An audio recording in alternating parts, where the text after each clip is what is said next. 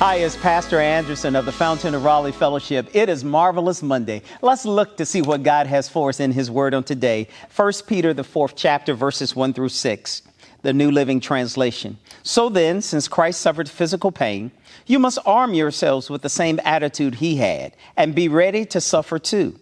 For if you have suffered physically for Christ, you have finished with sin. You won't spend the rest of your lives chasing your own desires, but you will be anxious to do the will of God.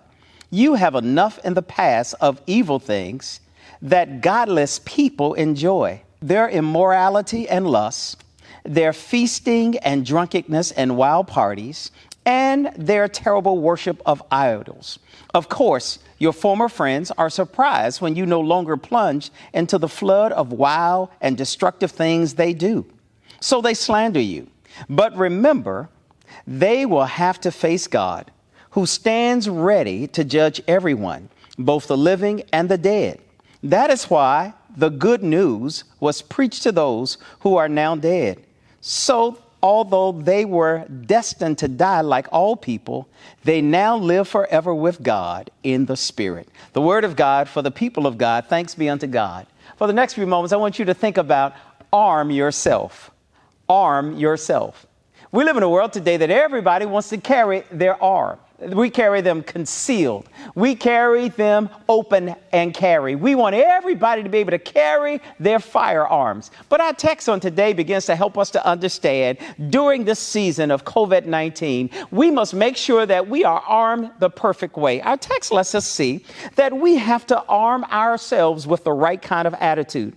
Christ suffered physical pain, and the text lets us see for that reason, all of us will suffer some kind of physical pain, but we must be armed. It says, arm yourselves with the attitude, because the battle is not in the body, but the battle is in the spirit. We must remind ourselves that the battleground is always in the spirit and in the mind. Whenever we have our minds and our attitudes focused on God, then we will have the right attitude. When we arm ourselves with the right attitude, that's the attitude that Christ will conquer all things. That's the attitude of knowing that we must be ready to suffer. But if we suffer physically for Christ, the Bible also tells us that God will do something for us. He will allow us to have our minds changed. We will set our affections on things above, not on things of the earth. Those things that used to give us the gratification will no longer be there anymore, because we have armed ourselves with the right attitude. Today, when you get ready to arm yourself, I hope you will arm yourself with the attitude of Christ. That is, He counted Himself as being not God in the flesh for the purpose of identifying with us and conquering all of the evil that will come His way.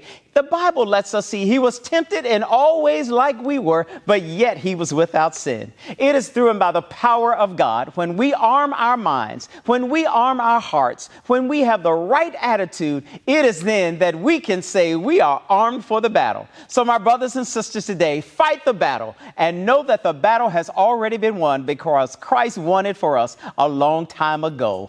Arm yourself.